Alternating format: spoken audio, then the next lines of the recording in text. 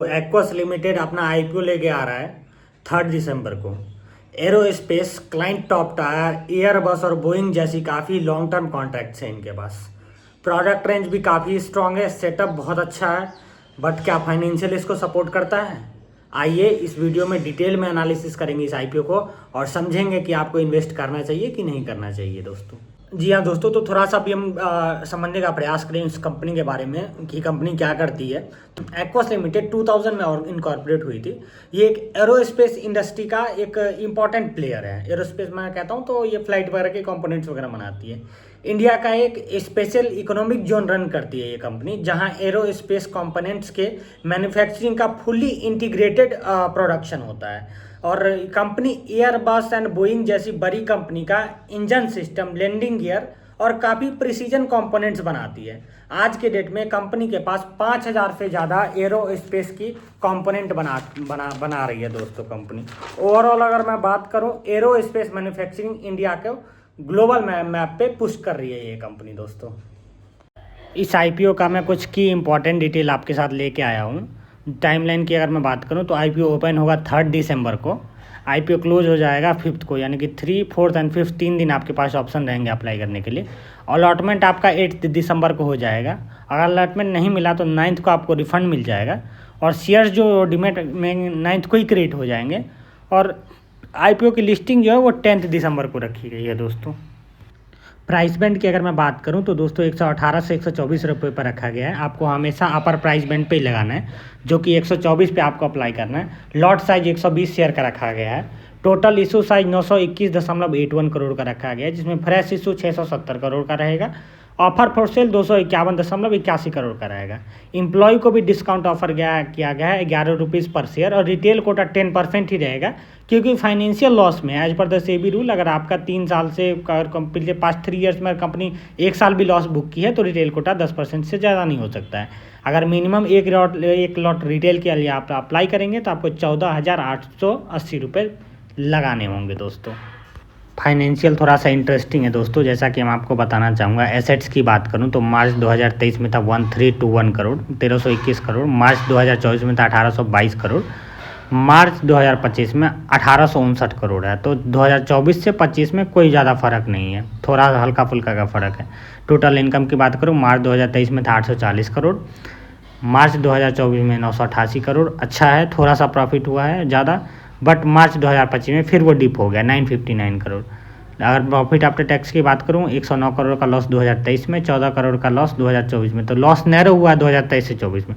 पर 2025 की बात करूँ तो फिर 102 करोड़ का लॉस है। इबिटा की मैं बात नहीं करूँगा, नेटवर्थ चलो ठीक ही है। रिजर्व एंड सरप्लस की बात करूँ, 146 करोड़ का निगेटिव 146 करोड़ का इनके पास रिजर्व था। बट जो है सो मार्च 2024 में -15 एंड मार्च 2025 में 135 करोड़ का रिजर्व आया है इनके पास। ठीक है।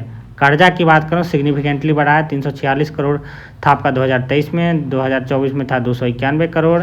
इसके बाद जो है सो 2025 में 437 करोड़। तो मतलब to be very honest, financial basis पे अगर आप मुझे बोलोगे इस कंपनी को रेट करने के लिए, तो मैं 10 में से इसको 3 नंबर दूंगा। ठीक है, जो मेरी ओपिनियंस है, जो मेरा लर्निंग्स है कंपनी के फाइनेंशियल्स को रीड करने का, तो बहुत मतलब अच्छा नहीं है इसका financial, to be very honest अगर आप मुझसे पूछोगे तो। अभी जो आप देख रहे होंगे दोस्तों, अब कुछ KPIs है इस कंपनी का। ROE -40.30, ROC 0.87, negligible. Debt to equity ratio 0.99, ठीक है। रिटर्न ऑन नेटवर्थ बहुत ख़राब। प्रॉफिट आफ्टर टैक्स मार्जिन बढ़िया नहीं है। इबिटा मार्जिन बढ़िया नहीं। प्राइस टू बुक वैल्यू बहुत महंगा 9.94। मार्केट कैपिटलाइजेशन 8316 करोड़ है। तो KPIs में अगर मैं डेट टू इक्विटी रेशियो की बात करूँ तो वो एक ठीक है, मतलब 50-50 है। बाकी कोई भी पैरामीटर्स है इसका वो बढ़िया नहीं है दोस्तों। तो दोस्तों, जैसा कि एक्वस आईपीओ का फाइनेंशियल हेल्थ देख करके एक चीज़ तो बहुत मुझे क्लियर लग रहा है कि कंपनी मार्केट में 25 साल से बिजनेस कर रही है, बट अभी भी कंसिस्टेंट प्रॉफिट जनरेट नहीं कर पाई है। थोड़ा सरप्राइजिंग है मेरे लिए। EPS भी निगेटिव है। पोस्ट आईपीओ वैल्यूशन की अगर मैं बात करूँ तो PE 244 का जा रहा है। सोचिए कि कितना ये महंगा, मतलब ये ऑलमोस्ट लेंस कार्ड के जितना महंगा था उसी हिसाब का ये भी आईपीओ है, उतना ही महंगा है। 237 का PE उसका भी जा रहा था पोस्ट आईपीओ। ये बहुत क्लियरली बता रहा है कि आईपीओ ओवर वैल्यूड है। कर्जे भी बहुत हाई हैं कंपनी पे, और कंपनी का प्रॉफिट आफ्टर टैक्स अभी भी लॉस में है। इंडस्ट्री स्ट्रांग है कंपनी का, ग्लोबल क्लाइंट भी ठीक ठाक है, बोइंग और एयरबस जैसी बड़ी कंपनियां जो फ्लाइट बनाती है, ठीक है। और बट जो फाइनेंशियल्स है ना, वो अभी भी इन्वेस्टर फ्रेंडली नहीं है। करेंट ग्रे मार्केट प्रीमियम की बात करूं तो ऑलमोस्ट 14.52 रुपये % दिखा रहा है, 18 रुपये ग्रे मार्केट प्रीमियम चल रहा है। तो मार्केट सेंटीमेंट की बात करूं तो दोस्तों अभी पॉजिटिव है। जैसा कि आप अभी के कुछ रिसेंट के कुछ आईपीओ में आपने देखा होगा कि जीएमपी कुछ और चल रहा है, लिस्टिंग कहीं और पे हो रही है, फिजिक्स वाला में आपने देखा होगा।